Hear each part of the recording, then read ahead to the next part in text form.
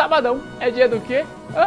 Editor, conta pra galera o que a gente faz no sabadão aqui nesse canal. Alimentar e largar mão de ser besta, se criar ser um gesto homem. Bom, sabadão é dia de Thiago Responde e eu estou aqui para responder mais uma vez perguntas que vocês deixaram pra gente lá no Instagram. E a gente separou aqui algumas perguntas e eu quero começar com a pergunta da Ale_Ster20. Aliás, a Ale é lá do Acre. Salve, Ale! O Acre tá on, né? Como ela sempre fala. Vamos lá. Tô arrebentando nos simulados e com receio de não fazer o mesmo na prova. Insegura, falou ela. Bom, Ale, é o seguinte. Esse é um processo normal, né? Dentro do seu processo de preparação para o exame, você pode se sentir insegura ou inseguro quando você vai fazer a prova e é um processo normal.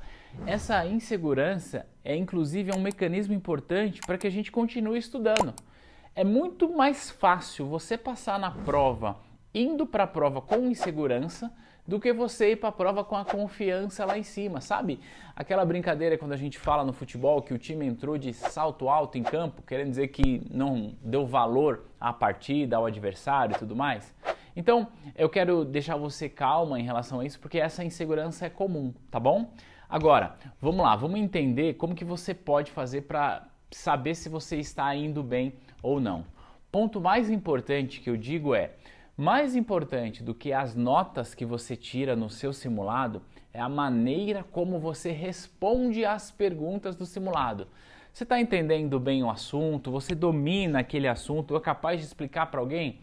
Se você responde com segurança à questão do simulado, mesmo que dê aquele medinho na hora da prova, as chances são de que você vai muito bem na hora da prova. Agora, se você simplesmente está tirando uma boa nota porque você decorou o simulado, aí é um sinal de alerta. Tá bom, Ale? Vamos lá, quero ver o Acre aí com essa certificação na mão em breve e me conta lá no Instagram, tá bom?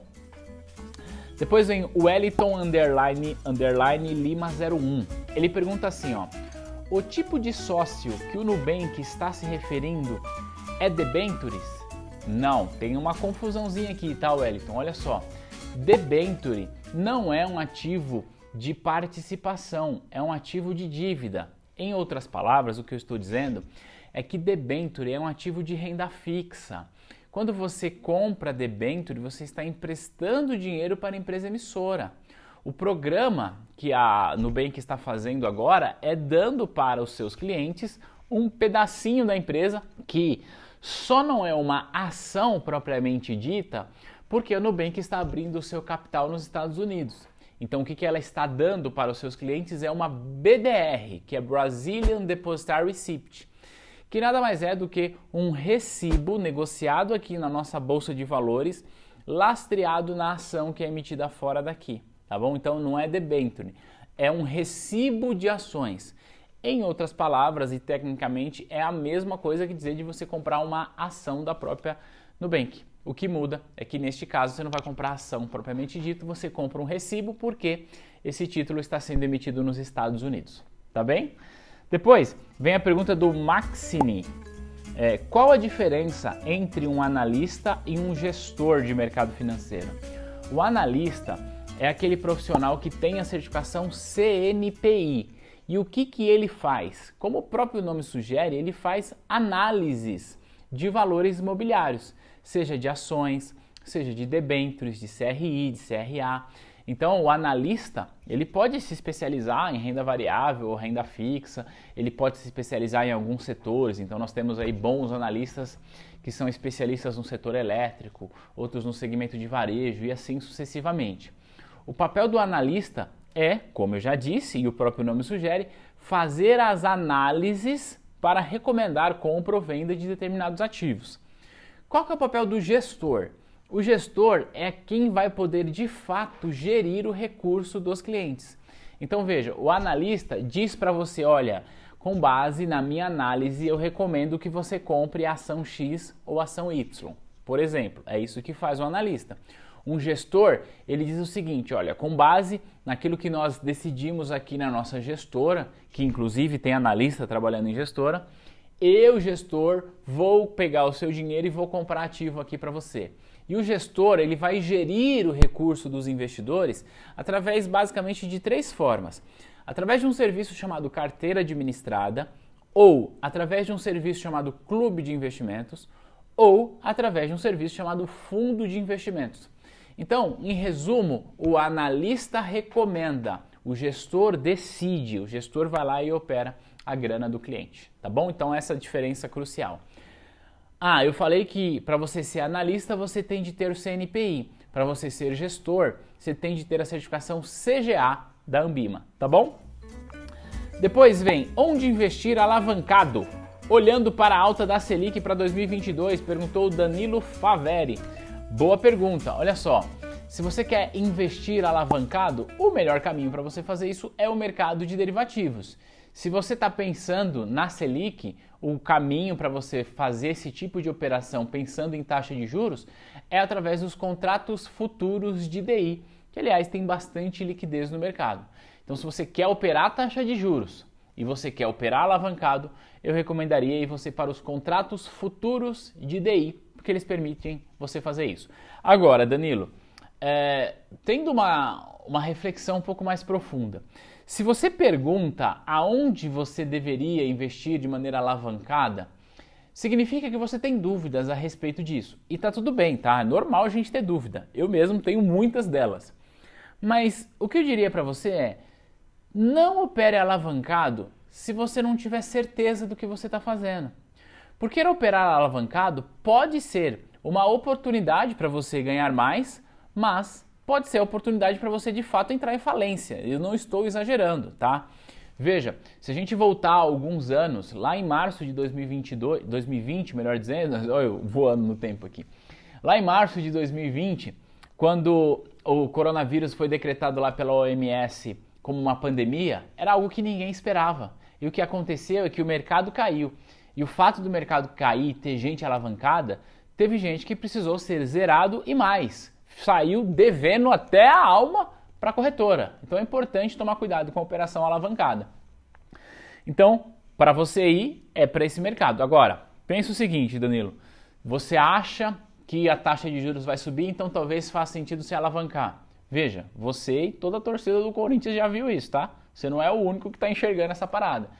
Então, só estou falando isso não para te desestimular, mas para acender em você um sinal de alerta e pensar o seguinte: só opere alavancado se você tiver muita certeza do que você está fazendo. Porque operar alavancado pode significar ganhar bastante dinheiro, mas pode significar a sua ruína, porque você perde até o que você não tem. Cuidado com isso, tá bom?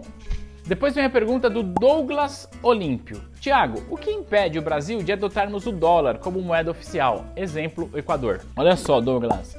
Hoje quando a gente vê o Equador usando o dólar, parece até que é uma boa ideia, né? Fala, poxa, por que a gente não usa? O Equador usa e tá bem.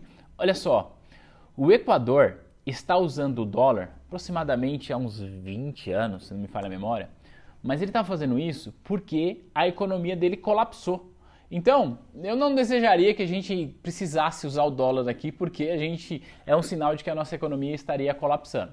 O primeiro ponto é esse. Ele passou por uma crise econômica muito grande ali perto dos anos 2000, mais ou menos, 2000, 2002, por aí. Então esse é o primeiro ponto. Agora, o que impede a gente usar o dólar? Bom, o fato é o seguinte, é que nenhum governo quer perder, ou gostaria de perder, ou deveria perder a sua soberania em relação à sua moeda.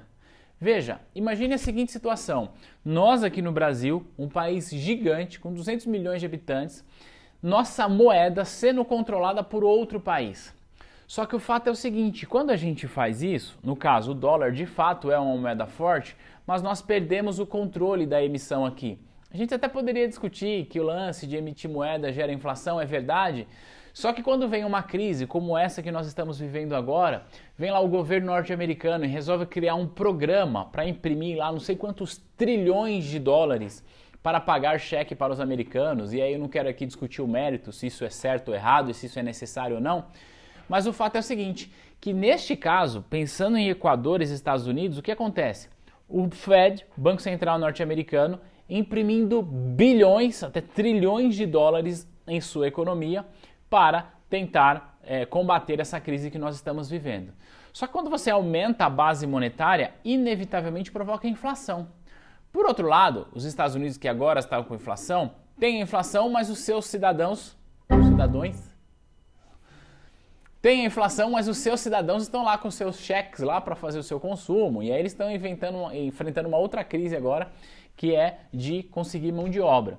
Só que eu estou dizendo o seguinte, que a única consequência que gera para o Equador nesse exemplo é que os Estados Unidos imprimiu muito dólar, aumentou a base monetária para favorecer a sua economia e o que vai respingar para o Equador inevitavelmente é a inflação. Então quando você perde a soberania da emissão da moeda, você tem dois problemas. O problema número um é esse, que você, enquanto país, não controla a emissão de moeda e você não tem condições de emitir mais. E aí a gente poderia dizer, puxa, mas se não emite não gera inflação.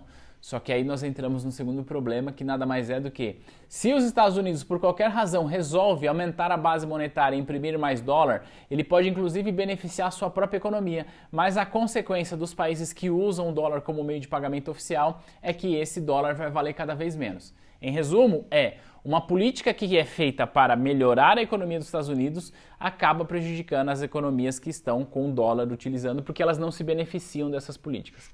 Então, o resumo dessa história é essa: a soberania da emissão da moeda, que é muito importante para os países poderem controlar a sua economia.